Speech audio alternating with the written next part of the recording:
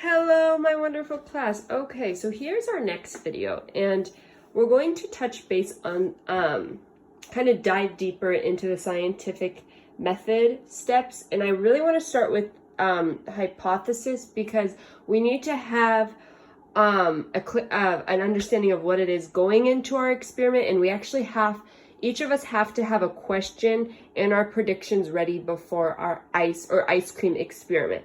So, looking at the orange text, a hypothesis is what you think is going to happen. So let's say that again together. What you think is going to happen.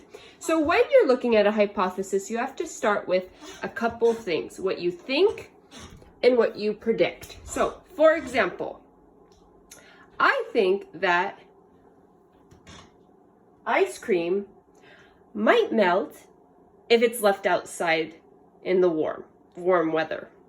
Or I predict that we're going to use ice in our ice cream to make the ice cream cold.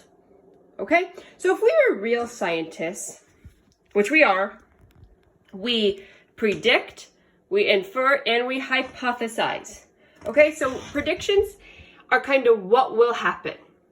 Okay? So for example, you see these gray clouds. So I see clouds, it will probably ... fill in the blank.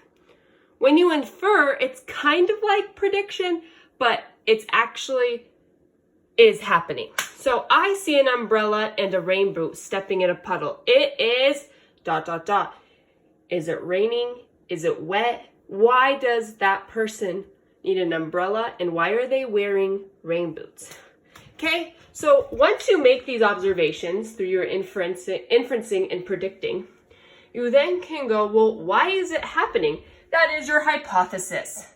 So we see gray clouds raining. What does that mean, class? Well, when clouds are full or gray of water, it starts to rain. Okay, so that's kind of an example of taking those steps into a hypothesis, okay? So I think we're ready to develop our hypothesis, so that's what we'll do on Schoology, so I will see you on there momentarily.